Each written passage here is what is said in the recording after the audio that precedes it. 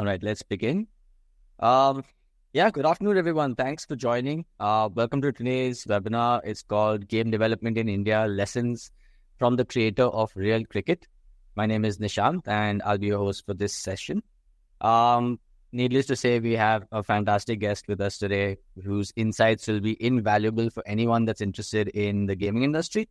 So whether you're an industry stakeholder, a founder, an aspiring game developer, or just someone passionate about the evolution of gaming in India, we promise to deliver some value for you over the next 1 hour. Let me quickly introduce him. So Anuj Mankar is the CEO and founder of Nautilus Mobile, the company behind the very popular cricket franchise called Real Cricket.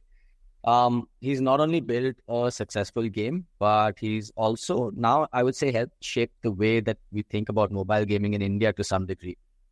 Real Cricket is a game that has resonated very deeply with cricket fans across the country and beyond, as Anuj will tell you more about. Largely thanks to its authentic gameplay and also some very exciting partnerships with various IPL teams that have recently been announced. Moreover, Real Cricket has also expanded its influence in the past by launching something called the GEPL esports tournament, which is quickly starting to become a significant part of the esports scene in India. Today, we'll be diving into Anuj's journey, the challenges he's faced, the strategies behind his success, and also the lessons learned along the way. With that, let me start with, Anuj, inviting you to explore or help us explore your journey in the gaming industry. Can you share with us, how you got started in game development, what inspired you to create Real Cricket, and what were some of the biggest challenges you faced when you were just starting out? So it actually started a long time ago, right? Just after the 10th grade, I got in this habit of going to a gaming cafe. I think, Nishant, you might be well versed with that gaming cafe. You happen to be there as well after school. Being there, getting so engrossed in games, because earlier we would play games just for, fun, but then going to the game cafe, we started, I think that was our first exposure to esports. I played in a couple of college tournaments in Counter-Strike 1.6 back then. And whilst I was doing that, my parents would consider that a waste of time. So my mom insisted, that I sort of do something better. And I found that, I could get a job in this small little QA firm, right, in Mumbai. And we used to test games for the handheld devices, the, Game Boy Advance and Nintendo DS at the time. And during that experience, when we would interact with the developers, etc., during that experience, I sort of figured, that there could be a career made in gaming. Today, it's well known, right, in the country that there is a career that can be made in gaming. But back then, this was 2010 earlier? No, this is 2005 actually. Wow. Okay. Yeah. We didn't even have proper broadband internet back then.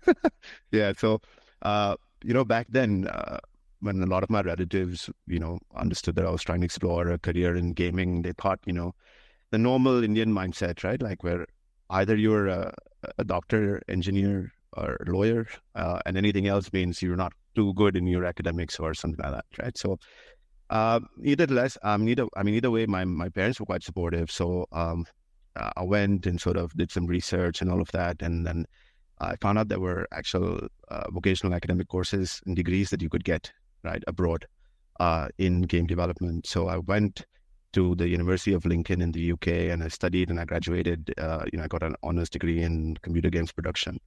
That sort of built a foundation because that course had sort of a mixed variety of skills. Like while you would be a master of none, but you sort of be a jack of all trades kind of thing.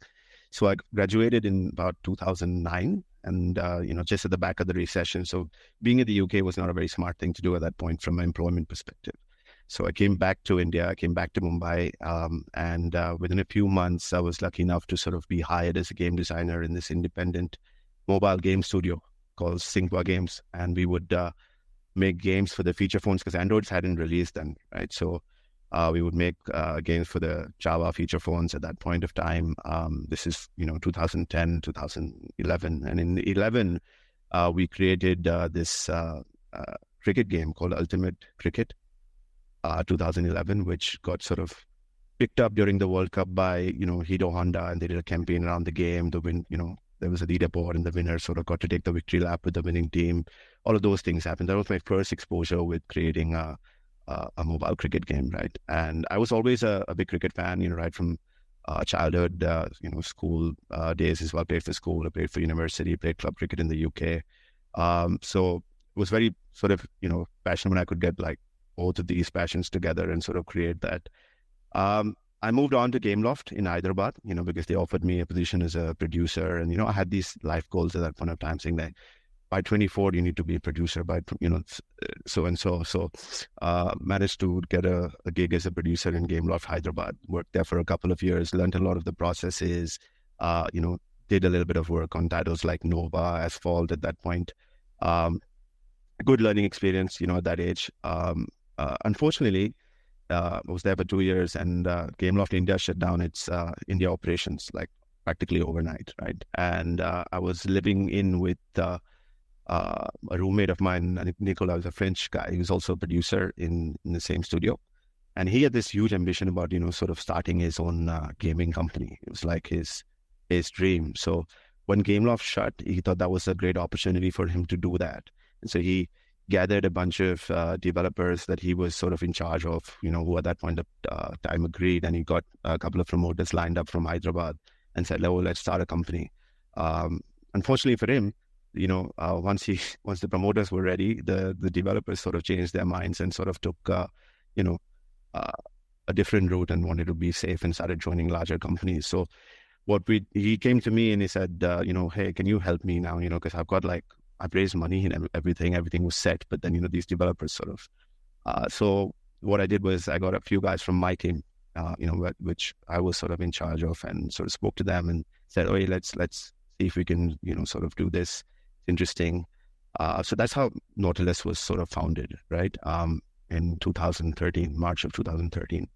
The first game we actually worked on, because it was Nicola's dream always to create like this RPG kind of game. So we created this action RPG called Song of Swords. It just seems so long ago that I have to sort of remember, but it was great from a production standpoint, but didn't really do well from the commercial standpoint, didn't pay our electricity bills even. So there came a time in later that year in December where, there was a strong contemplation on shutting the company down. And my thing was that, we don't want to be laid off twice in the same year, So I asked for about 4 months, saying that, and they asked, "What are you going to do?" I said, "Well, we created an RPG game. We're sitting in Hyderabad in a bedroom where our office was, right?" And I said, "We're trying to sort of deliver a product to audiences largely from North America or Southeast Asia, and it's very difficult for us to create something sitting in India, not being able to relate to that. So let's create a cricket game. I've done it before. I understand the sport. And let's see what happens. 4 months shouldn't be too hard or too long a time." So we started production 3rd of January 2014, and the first version on Android came out in April, 6th of April 2014. That was Real Cricket 14. It was a 2D based game, right? And so within a month or so, we were getting like traction. We got picked up by the Google Play guys. We were invited to their office, which happened to be right next door to where our little bedroom studio was. And they featured us. They obviously asked us to make a few changes. We did that. They featured us, and that's how we got that initial sort of spurt. And within a few months, we broke even, and then soon after, we've been profitable. I think we've been profitable ever since, really. If you have to look at it from that perspective, we used the same engine. It was a 2D game, Coco's 2D, right, is what we used. And so that was the engine of choice till, say, 2017. But we soon found that, our competitors were sort of getting ahead of us. They were already built 3D games much ahead of us. And I thought we'd done whatever we could with the game engine at that point. So that's when we decided to make our first 3D game, which was Real Cricket 18, built in Unity. We still use Unity. 2019 was, again, a pretty large moment for us because we created the multiplayer experience in Real Cricket for the first time. And then 2020, we sold our company to Jet Synthesis. 19, I met Rajan Navani, great man, great ambition. I thought, I'd learned already whatever I could with the current set of promoters that we had. And I thought that, the Jet ecosystem could offer us a lot more. In 2020, we were acquired by Jet Synthesis. And within, say, another year and a half or two, I think we raised a strategic investment from Crafton. So, and now we have Real Cricket 24. We did a massive esports tournament on the back of it, and then the now recently announced the partnerships, which only would have been probably a dream, when we started in 14. Very cool. So you've essentially gone from, having to convince your parents that I'm not wasting my time in video games to actually pioneering cricket and video games in India. It's pretty cool, yeah. I think, one of the things I wanted to shift your focus towards now is the larger industry and the gaming market as well, right? So you've successfully captured the attention of a massive audience with Real Cricket. Can you shed some light on what makes the Indian gaming audience unique and how you've approached monetizing Real Cricket? And maybe, some of that in the context of your recent partnerships with the IPL teams. Give me a moment to just elaborate on that a bit, right? Because most game developers that I spoke to of late are of the opinion that India is great for cost efficiencies, but your market and your audience sits in the West. Higher CPMs, higher transaction rates, higher whatever, per transaction values, etc. You've broken that stereotype. You built a game for cricket, which is largely an Indian sport. Of course, there are Indians abroad as well, which I would assume are part of your customer base. How do you tackle this, this stereotype that Indians don't pay, you can't make games for Indian consumers? Look, I think I'll go a little bit, back into about 10 years ago, right, when we started. It all comes down to the vision and the reason why we sort of created Real Cricket. There has to be a reason why you create something, right? It can be your vision, it can be your ambition, whatever, but that needs to be a strong rationale. When we started off, our vision was, can we create the FIFA equivalent for cricket on mobile, right? That was the vision back then. I do agree with some of the points that you raised that, India is not the best in terms of, the ARPU, etc. It still isn't, right? But when we started, we had a very strong belief that things will change, right? 10 years ago, right? We were probably, the number one cricket game at that point of time as well for a short while. But we would have DAUs of 50K, right? And that would be number one, right? Today, it's 2 million, 2.5 million, right? And it's happened slowly over a period of time, right? So there was a time when majority of our, we practically had no IAP revenue, right? A few percent, single digit percentage. That has changed massively, as a result of, the digitization, as a result of, the people's bandwidths increasing in terms of the internet connectivity, all of those things, right? What we believe, and this is again rolling down to today where we are, with the partnerships that we've announced, it is all going down from that vision, right? So we continue to believe. I still feel that we're 30% through in our journey, and I think the audience, there will be this moment, where things really, really change in terms of the way the Indian consumer consumes, right? It is changing. The battle royale genre has sort of shown that it is possible. But I think with sports games, etc., I think it'll take a little longer. And in terms of what kind of audience we have, other than the hesitance to pay, etc., right? I think I kind of agree, but I think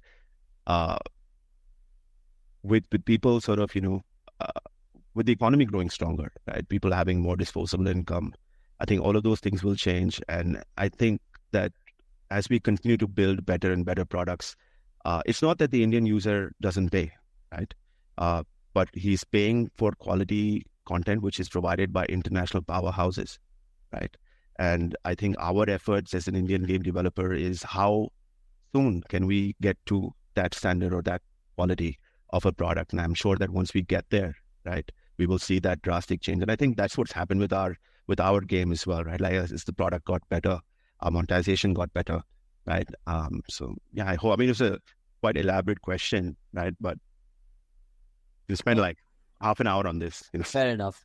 No, I agree with you. I think there's a lot to unpack over there. So let me try and make this a little more pointed, right? So let's talk monetization for Real Cricket. You said that you started at a time when there was no IAP. Then it went into single digits, and today, it makes a significant portion of your revenues as well. Um, Other than the macro context of Indians now opening up to the fact that that there's something worth paying for on the internet and in games, how are you delivering more and more value to your customers to get a larger share of their wallet, right? What kind of features or what kind of brainwaves have you guys had in the team that says, aha, this is what really delivers value to my customers or cricket fans in India? So, look, I think as a part and parcel of sports games, right, the most important basic fundamental when you're designing a sports title is that it should be massively replayable, right? And so it all starts at the very core levels of game design. That, you need to create a game. And I, sort of have a very famous sentence which people in the team often repeat back to me. Right? And I said that, our game, when we create it, even the developer should not know what's going to happen on the next one, right? Because that's the level of unpredictability that you need for a game to be truly dynamic. And sports games in particular need to be dynamic because it's essentially you're playing the same thing, right? But just multiple number of times. So that is one. Second is content, right? Because that's what fuels, most sports games. So I mentioned FIFA or Pro Evolution or NBA, right? You have your career modes, you have your tournaments, you have, when you're in this simulation space in particular, when you're sort of trying to drive realism, right? There are a lot of real world events happening from which you can sort of, but why do people play simulation games? I mean, the whole thesis of being a simulation game, right? So if you remember, right, when you were a kid, you would roam around with a gun in your hand thinking you're someone from the army, right? What were you doing? Essentially, that's simulation, right? You're trying to do what you otherwise won't be able to do in real life. And that's the genesis of why people play all these sports games, is because, with football, you'll never be Cristiano Ronaldo, right? So you at least get a chance here to be him in the game of your choice in football. And similarly, we see higher traction periods when, the IPL is going on or the World Cup's going on. Why? Because that's when the interest gets generated. That's when people want to sort of, Mumbai is playing Rajasthan, and Mumbai loses, and the Mumbai fan comes into our game, becomes Mumbai and beats Rajasthan. It's all of those things, right? So, that's what we've tried to deliver. In terms of content, in terms of experience, these partnerships sort of signify that. And you mentioned, the IPL partnerships. I mean, the three teams, and we've also actually announced another one where we've sort of signed up with the WCA, which is the World Cricketers Association, through Business Alliance, who's our partner, where we have access to another, 450 players potentially from, all countries other than India, pretty much. And those will also sort of start coming into the game. And so the idea has always been to provide a product which can sort of provide what you see on the telly, on your phones, and let you sort of control it. And as a result of that, content, team building, through multiplayer is a great sort of reference point because it's a peer-to-peer, sort of emotion that you're creating, and you always want to beat the opponent, so you want to build the strongest team that you have. So these are the ways in which we sort of try to manufacture, things in a way that the audience would sort of would pay attention, in a way. Fair enough. So I have one more question about the industry and the audience. Before we jump into the nitty-gritties of what it takes to build a game like yours. The stereotypical Indian gamer, by my understanding, is a casual player, right? Real cricket is a game that has a lot of depth and a lot of nuance to the gameplay, and you've already captured a significant portion of that audience. So how are you addressing this gap, if at all, to capture the casual Indian gaming audience? Right, good question. So, the thing is, one of the USPs or, what differentiates real cricket in general, and, has been, and we've never tried to really move away from that, is the fact that, the game does have a little bit of a difficulty curve, right? And, to be really good at the game, you need an immense amount of skill. Our players during the GEPL, etc., we have a top 100 players that we have, I couldn't beat them. I mean, they're really good, right? And that's been the differentiator. But what I think we've done is, along the way, in our whole effort to maintain we always wanted to make a esportable title, right? That was one of our ambitions as well. So in an effort to do that, I think we've sort of also feel that we've alienated, like you rightly said, some of the more casual players who just want to come in, enjoy it. As you know, when you're watching telly, it's not everybody who's, complete nerd when it comes to cricket, right? Sometimes people just want to come and have a watch, enjoy themselves, and go. And um, so, in order to address that, we actually, and this is the first time I probably will be saying this, but we're actually going to be launching a new game, right, called Real Cricket Swipe. Now, what that is essentially, it is real cricket, right? So we're not taking away from anything that Real Cricket 24 has, for instance, right? It'll have the same amount of depth, it'll have all of that content, but we've completely, overhauled the game mechanics, created new ball physics, simpler controls, right? So, in Real Cricket 24, for instance, you need to know exactly, which shot you've assigned onto your D-pad, and, the shot selection is key to you doing well. And that is hard for a few people, right? Unless you're like absolutely grinding it, you can't perfect it. So we've taken care of those things. We've created a custom difficulty. So in a way, you can literally design your own AI in the game to suit yourself as well. So that'll give you multiple outcomes. It'll also, sort of tweak the game's difficulty as per your needs. So the game is literally built, to sort of target that audience who we might have alienated along the way, and sort of bring them into the Real Cricket universe, and, for them to experience that, hey, this is what we've built, right? And this is what you were missing out on because we made the game a little too challenging, right?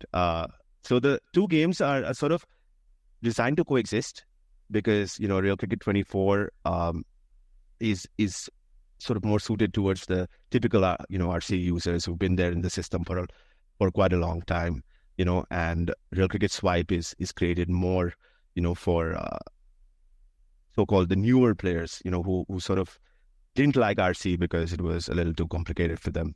But both the games will have the same amount of depth. Both the games will have the same amount of priorities, right? Content will be, sort of moving across both the sides. So that's the way we intend to address that point of yours. Very cool. Glad to hear it. I was actually expecting something a little more like, hey, we're adding a couple of modes in the game, but you guys are just a new game. So any timelines around when this is going to come out? So the beta should come out, say about in another month. Okay, sounds good. Looking forward to that one. Right, yeah. Let's dive deep into the process of building a game network, right? So, obviously it requires a really talented team, and you need the right tech stack to go with it, right? Can you walk us through how you built your team, and some of the key technologies that played a crucial role in the development of the team? Sure. So, look, like I said, my initial team, right, which is still with me, majority of it, they were all my Gameloft colleagues, right? For some, I was their first boss. I continue to be their boss, so the bonds are very deep rooted. We're almost like a family, the core group of us. In our initial days, we were using Coco Studio from a, engine perspective. So our programmers were sort of, had to be skilled in C++, that language in particular. But when we moved to Unity now, it's more C#. So the good part for us is that, we have our core group of programmers who are skilled in both, right? So tomorrow, if we have to use another engine of choice, that is a possibility, and something that we can explore. In terms of the art side, for animations and modeling, we use Maya, and for basic, texturing and 2D art, right? We use Photoshop and Substance Painter as well. So, yeah. And what would you say your team size is like? Right now, we've just crossed the 50 mark. Just about. So let me understand, you're doing over $2.5 million with a team of just 50 folks, and you're pumping out new franchises and new games with just a 50-person team. Yeah. It's super. So yeah, I think, it goes to show you don't need like super bloated teams. You need to find the right crew and have them sort of focus on your core product or your core value proposition, and then try and build out from there. Is that the lesson to take away from you? Absolutely. And I think I learned that, very early when I was in Gameloft and in Synqua as well. So typically even in large studios like Gameloft for mobile games, the core creation team, so as to speak, right, is quite small. And up till the time that the so-called Gold Master is created, that team is kept very small, so that the creation team only creates the Gold Master, and then it's sort of sent out, because Gameloft has the privilege of another 400 guys in one studio. We don't. But yeah, the creation teams, in my opinion, should be smaller. That way, things are more controlled. You're more nimble. People are more focused. Don't get lost in the crowd. Excellent. All right. Before we move to the next phase of the discussion, let me put on my salesman hat here and tell you guys that we have a newsletter, and I'm not really selling anything because it's free. We have a daily newsletter. It's called Pixel PNL. Every weekday, you will get a quick industry update, everything that's going on in the game dev, gaming, esports, and youth culture industries, along with an introduction to our feature story of the day. The feature stories are behind the paywall, but you don't need to subscribe to that if you don't want to. Do sign up for the newsletter. Back to the discussion with Anuj. So Anuj, now you talked about having a lean team, talked about having a hyper focus on what you really love and building in-house, right? What does your development process look like? How important are things like feedback loops? How do you approach getting feedback and implementing it into your game? Things like beta testing and continuous improvement, right? How does this work in Real Cricket and in Nautilus? So, now we're blessed with, millions of users, right?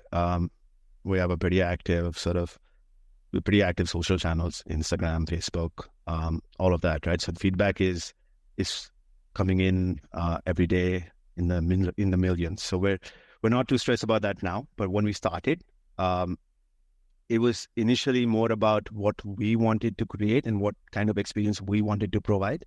And yes, then there was obviously feedback that came in from the app stores, experts at the app stores, the editors there. Today, when we sort of launch a game, we definitely look at the reviews. We definitely look at what's coming in on the direct DMs on Instagram, what's coming in from Facebook Messenger. We do pay attention to all of those things. We also have an internal QA team, a play testing team that sort of tells us, how the experience is. We play it ourselves. So I think where it comes is for bugs and all of that, because, when you're catering to, we cater to devices right from 2 GB RAM devices all the way up, right? So there are plethora of devices out there, which unfortunately we don't test on each one of them, right? That is where we sort of use our audience and the dev console a lot to get, certain issues which happen only on typical devices. They won't happen otherwise. We sort of, lean on the audience and lean on the Google Play console quite a bit to understand those things.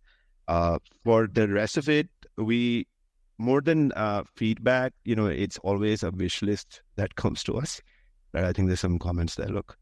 So, right. Yeah, they're going to keep coming. We'll address those at the end, but yeah, I see what you mean. Yeah. So that's just a preview of what my inbox would look like if everyone knew my phone number. For a small price, maybe we could get that to you. No, I'm just kidding, guys.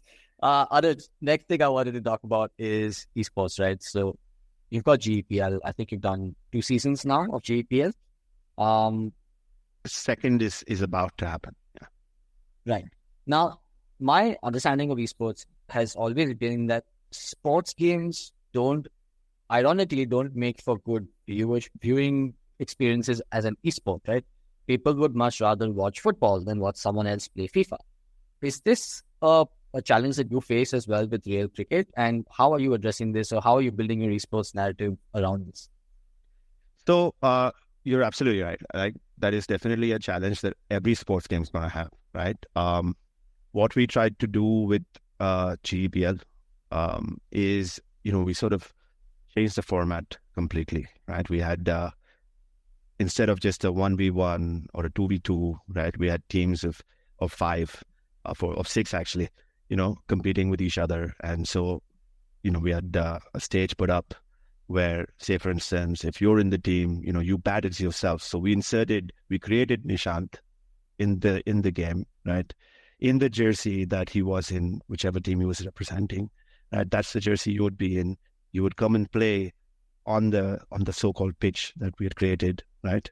So you and your non-striker are out there, and there is the bowler on the other side with his captain, right? And the moment you get out, you get up just like you would in the actual sport, walk away to your dugout, and the next player would come in, right? We did this, just to add that extra thrill and that, the whole individuality. You could play as literally yourself in the game. And from our experience, when the finals happened in Balibadi Stadium, a lot of the crowd were women and children, and they were clapping. And I remember a semi-final which resulted in a tie, right? So it was absolutely thrilling. They were clapping, and the only advantage where I see with cricket, and particularly in our region, right, the Indian subcontinent, is if someone was to watch Dota or Valorant, right, like from the common man's perspective, they wouldn't understand it, right? I remember once interacting with Boman Irani, the great actor, during one of the Valo events that I think Sky had put up, and Sky Esports, that is. And he was asking me, like, what is this? What's happening?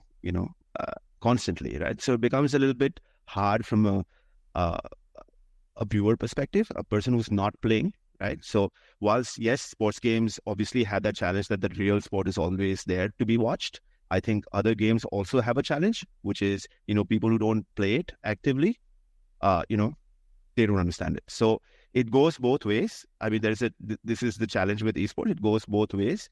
And I think which is where certain games like Counter-Strike become more successful from a viewer perspective, because it's so obvious, everyone understands what's happening. But the way in which we are about to address this is, hey, everyone understands the sport of cricket, right?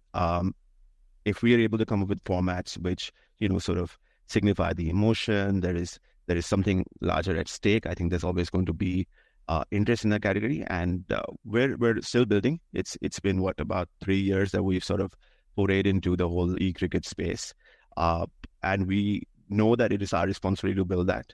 And our ambition as Nautilus, as Jet, is we always end up playing games created by international developers. Esports happen on those games. We want to be India's first export to the world in terms of esports. And I think who better than India, and what better sport than cricket to take outside, right? Because we sort of understand number one at it, even in the real sport. So I feel that, that's something that drives us is, again, like the game is 100% made in India, right? By Indians, non-violent, right? Again, this is all basics, like, the family checks all the boxes, right? And hopefully we're able to innovate. We're able to sort of provide a better viewing experience. We've actually one of the first, I would think, Indian game companies to have a esports client, right? Many people don't even know what that is, right? And I think I'll leave it to you to sort of explain what an esports client is. But we already have an esports client 2 years ago, right? Because when 22, 24 was being made, I was constantly interacting with the stalwarts of the Indian esports scene. I was having conversations with Akshat. I was conversation with Gautam. I was having conversations with Shiva, and all of them were like telling me, this is what you need to do, this is what you need to do, and obviously I think I listened, and I think GPL last year, at least from a viewing experience, was quite fun. Very cool. No, well said on the, both sides of both type of games have their own set of problems that you've got to tackle, right?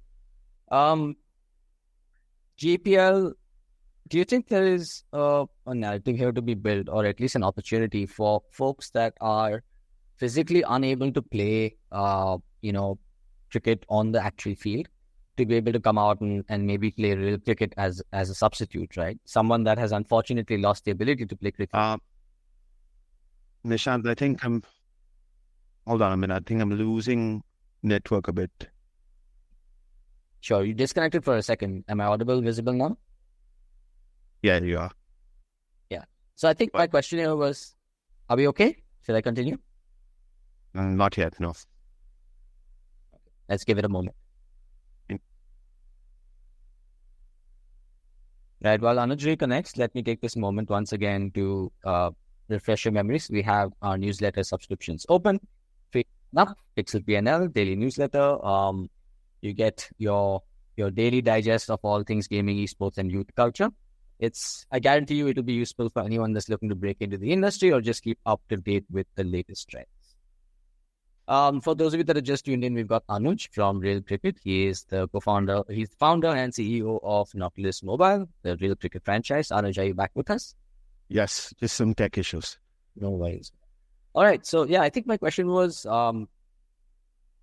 paraplegics, people that are physically unable to play sports, do you see Real Cricket esports as a sort of substitute for them to start building a name for themselves as athletes?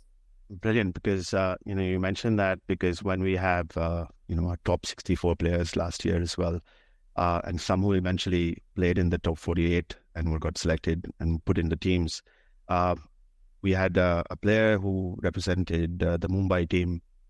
Last year he's lost both his feet, both his legs. One of the top players in the tournament, right? There was a player I think in the Delhi team with one eye, and again, a top player. He's won several smaller Real Cricket tournaments before. So I definitely feel that, this puts everyone on a level playing field.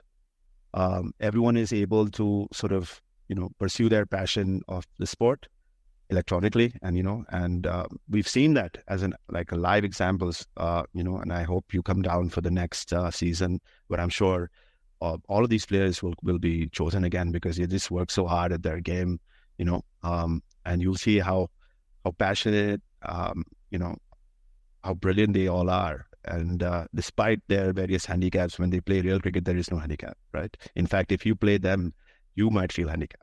They'd kick my ass. I'm no bad about it. No, I love this. This for all the hatred that video games get in the news media and in the mainstream media, especially, right? It's heartwarming stories like these that tend to get ignored, and those of us that are actually in the ground here, actually watching what a positive impact video games can have, right? I think you guys and your game are doing some fantastic work on that. So kudos to you. Thank you. Right, let me come to the last part of this session, right? And I'd probably say it's the most inspiring or the most important one, right? Lessons for aspiring game developers. Now, Anuj, based on your experience, what skills do you think are critical for those looking to enter the game development industry in India? That's my first question, and then I'll add some follow-ups. I think first thing is to sort of figure out which function you want to be part of, right? Because when you say I want to enter game development, there are various roles within game development, right? Various functions, so as to speak. So you can is it coding and programming that you enjoy? Or is it, are you from an artistic background who sort of, wants to create either the concept art or texturing or modeling or animations? Or do you want to be more on the production side, game design side? And I think that first making up your mind as to where your interests lie is important, right? Because say, for instance, someone like me decided, I love gaming, I'm going to become a game developer and I'm going to become a programmer. That's it. This call wouldn't happen because I would have made a pathetic programmer. I studied the fundamentals of programming. I do understand it now, but I don't have what it takes to be a programmer, right? So understanding where you want to go is the first step. The second step is also understanding that playing games is not equal to making games. They're completely different, right? Unlike a sport where you say, I love playing cricket, I want to be a cricketer. For the rest of your life, you will play cricket, right? Here it's different. I love playing games. I want to make games. No, you will not play games for the rest of your life. You will make games for the rest of your life, right? That's the key difference there. And understanding that is very important because otherwise you'll just get in and, 2-3 years down the line, you'll sort of, would have to go back and start doing your homework again, start from zero. So now, depending on whether you want to be a programmer, if you want to be a programmer, I think, your computer engineering background is a good start, and then there is so much information today on the internet, right? Free information, YouTube being number one, where you can practically understand the fundamentals of any game engine on your own, right? Through those tutorials, videos, conference videos as well. I mean, conference videos comes a little later because, that's a little step 2 kind of thing. But so much knowledge available on YouTube, so much knowledge available on, things like Udemy, Coursera, where if you want a more guided sort of approach, I think if you're able to do that along with your basic academics, that's a great start. Your fundamentals being strong in your core programming languages being C, C++, C#. I don't recommend anyone goes and starts saying that's learning only C sharp, right? I would prefer if the person's foundations are strong with C, then you learn C++ and C#. It just makes you a very good all-round programmer moving forward. So that's on the programming side. Now, if you want to go into the art side, if you are a concept artist or 2D artist, it's important that, you've got a good hand first and foremost. One should be able to realize if they do or not. Fine art background, a lot of artists today, if I look at from an Indian artist perspective, they're from a fine arts background, moving on to, the Photoshop, learning Photoshop well enough, understanding, that software sort of, takes them places. If you're a modeler, knowing 3D Max, 3D or Maya, I think that's a great start. And the same is the case with animation. So, and if you want to do something like game design, right, this is the complex one. If you want to do something like game design, obviously understanding games in different ways, not just, playing and having fun, but I think when you're playing those games, to sort of keep deconstructing the game in your head, whilst you're at it, I think that's a great start. And whilst there is no formal qualification to be a game designer, I think you would be smart to start at the QA side, because what that does is it makes you a part of the production cycle through which you learn quite a bit. You're working with other people, you're working with developers, you're working with producers, you're working with game designers there, and then you'll sort of start picking up the skills and the requirements and slowly tuning your brain to think in that particular direction. Awesome. Very insightful. Now, the next question I had on this topic was, and you already touched upon this a little bit, right? There's a lot of free knowledge out there through Coursera, Udemy, and even YouTube for that matter. Are there any specific resources that you've relied on or that you recommend for learning and staying updated with the latest trends? So I've never been a book person myself, right? Books sort of put me to sleep. I guess that's the reason why I chose something with computers all around me. So reading is something I always do when I'm in bed, because it puts me to sleep really quickly. So I don't recommend any books. I think myself as well, I've learned a lot. I have a great interest in game design, great interest in art direction, understanding how shaders get made, all of those things. But I learned all of that through the 3 channels I told you about, right? I've never done Udemy and Coursera, but YouTube, I think I've relied on YouTube for a lot, right? And I think there is so much there, so much information there. Like today, if you want to learn something, you just have to freaking type what you want to learn, and YouTube will have a plethora of information out there. They're also a little bit, if you have to go into a little advanced level, right? Is going and just spending some time in the forums. There's so many forums depending on what it is. Like if there is 3ds Maya or 3ds Max, Maya, there's dedicated forums there, right, where you can spend a lot of time and learn quite a few things, because people will put their experiences there, their problems there. Someone else will provide solutions, and I think that's the best learning you can have, because those are real world problems that you will post in the forums, which you might encounter in your day-to-day life. Maybe not tomorrow, maybe 6 months from now, but because you've read it, and if someone's provided a solution already, you can go and provide that to the team, and that's very helpful, saves hours and days sometimes. Fantastic. All right. I'm going to put a quick summary around this for the aspiring devs in the chat, right? First off, you've got to learn where your proclivities and your talents lie. Don't try to be a programmer when you're clearly meant to be an artist, and vice versa. And as far as learning goes, everyone has their own medium. Anuj himself is not a book person. I am. Some others may or may not be. But there is so much free information available on the internet. And I completely agree with you. YouTube is the entry point for any sort of learning, in my opinion, too.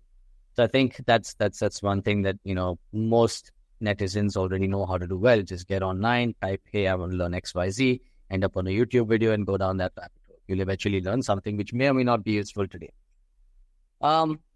Before we get to closing remarks, I have to open up the Q&A.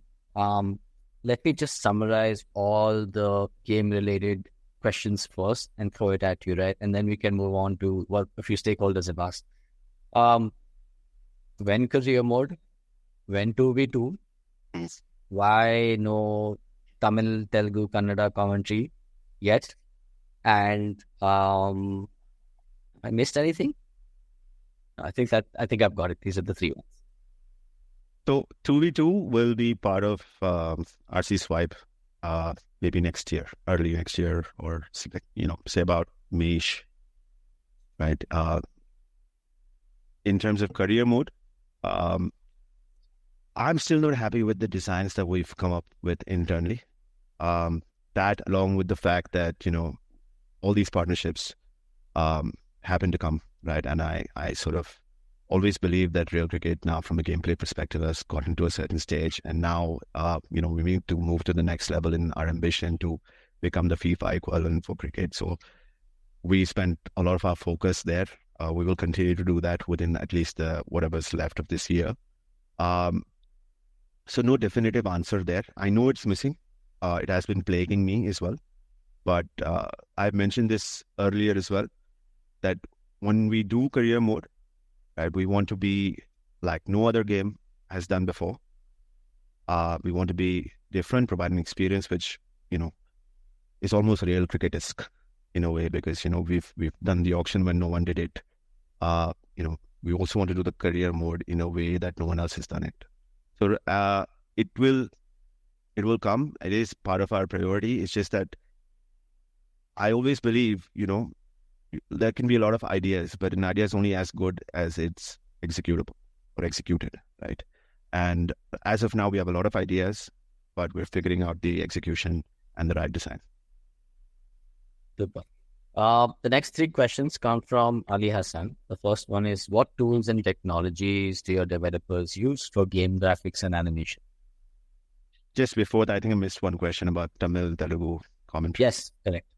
Yeah, that's something that is something that, I can commit to. It will come within the next 3 months. Awesome. Right. Back to Ali's question. What tools and technologies do your devs use for game graphics and animation? Game graphics and animation, like I said, let's break down graphics first, right? So in a 3D game, you have a model, right? And within the model, you have a skeleton, which is then used, called the rig, which is then used for animation, right?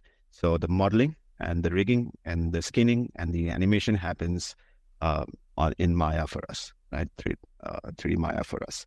In terms of the texturing, that is what you see on top, right? Which gives the character the definition, in our case, the color of the kids, etc. So that's called texturing. We use either Substance Painter or Photoshop for that. In terms of the engine from a development standpoint, we use Unity as of now. And for our backend coding and servers and all of that, right, we use Azure. Okay. And I think his next, so you've answered the one about whether or not you use Unreal Engine or you build your own engine for C24, right? Yeah. Which AI models are you using for AI NPC players, if at all you are using it?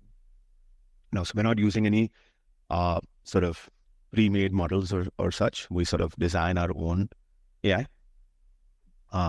We've come from, we're a little bit ancient from that perspective, because we started very early. So we've sort of always built with years to come and sort of used those libraries and that intelligence and data into creating our own AIs, and sort of, because they're working, right? Today, I think one would not dispute that from a gameplay perspective, out of the others, Real Cricket is one of the best. So it's working for us. So as of now, we've not, delved into any existing AI models because AI has been a very recent sort of thing. So we will probably look at them in the future, see what else we can do. Awesome. Okay. The other interesting one that I've got is, and this is more of an interview question of sorts from Viral Suthar. Where do you see the Real Cricket franchise in 5 years? Uh, so like I said, today I'm 30% to where I feel I want to be from a FIFA-esque, ambition. Like I said, hopefully by then I'll be 85% there. And like I mentioned earlier, Jet Synthesis is Nautilus, Crafton, all of us together, hopefully we'll be able to make that game India's first export to the world in terms of a esportable title. Maybe one day, the esports Olympics has real cricket. Fantastic. Okay. I think we've covered most of it. The rest of it is all feedback, which I'm sure you get plenty of. I will pass this on to you nonetheless. But Anuj, it's been an absolute pleasure chatting with you here. And I've got a lot of insights that we're going to condense, upload to our podcast and transcribe into an article as well.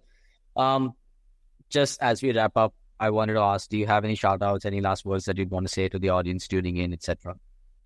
Firstly, I want to thank you for, having me here, Nishant. Nishant, just for the audience, Nishant's been a dear friend. We come from the same school, been my junior, came into the same gaming cafe about a year later than we started. So happy to talk to you, Nishant, always.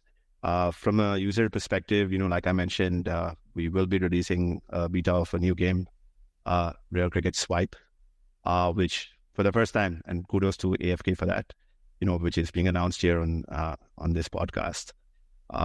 Like I said, it will coexist with Real Cricket 24. So don't worry, Real Cricket 24 users. If you prefer Real Cricket 24, there is nothing to worry about. This is more for in an effort from our side to open up that RC universe to a lot more users. And if we're able to do that, I believe the collaborations that we spoke about, those collaborations can extend to other teams, leagues, and we will have a game that will be unprecedented. Fantastic. Thank you so much, Anuj. Have an amazing day and, all the best. All right. Thanks. Thanks, everyone. Bye.